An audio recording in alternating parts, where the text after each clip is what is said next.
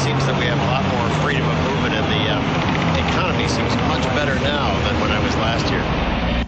That's Senator and Commander Mark Kirk sharing his impression of life in Afghanistan. He is in a unique position as both a U.S. Navy reservist and a U.S. lawmaker. And he just came back from yearly training in Kandahar, and we welcome him here this morning. Yeah, thanks for having Senator. me. Welcome back. You just got back, what, 2 days ago, you said? I did, and you should be very proud of our men and women in uniform. The surge that President Obama laid for is working, and a place like Kandahar, the birthplace of the Taliban, is much more freer and open with a much better economy because of what our men and women in uniform have done. But this is not typical, though, for other reservists to kind of serve their training in Afghanistan? No, it's not typical, but ironically, we now have 3 senators who are reservists.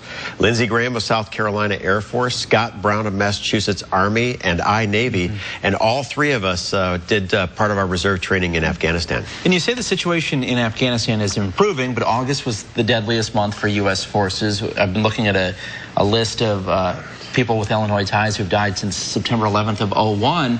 And I was surprised to see there's more from recent years than the early years after 9/11. That's right. That's because of the surge. We took areas where we had never gone before, the heroin heartland of Helmand, the birthplace of the Taliban in Kandahar. This has been a horrible military year for the Taliban. Now our job is to build the Afghan army and police to a size where we can leave. They're already at 300,000. And I think that the president's plan to withdraw 33,000 troops is a responsible one.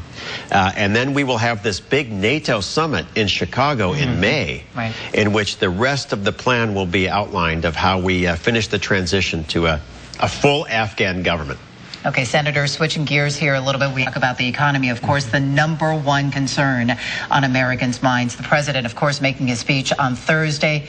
What are you expecting to hear, and what is your reaction to some of the key points that he is expected to make?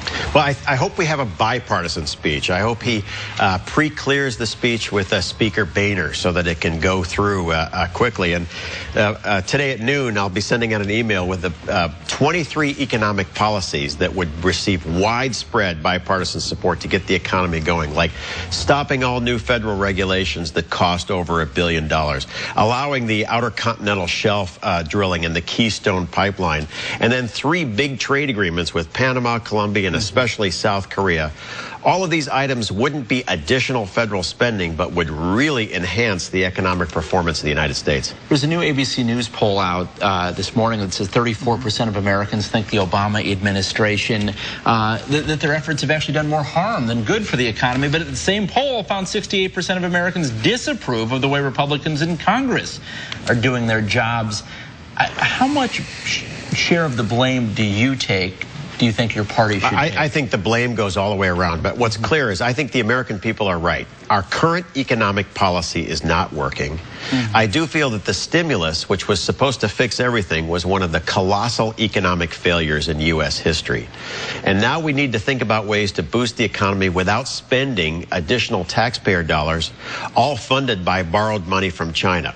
So big free trade agreements, stopping new federal regulations that cost money, and tax reform where we wipe out tax expenditures except defending your home mortgage interest and charitable deduction.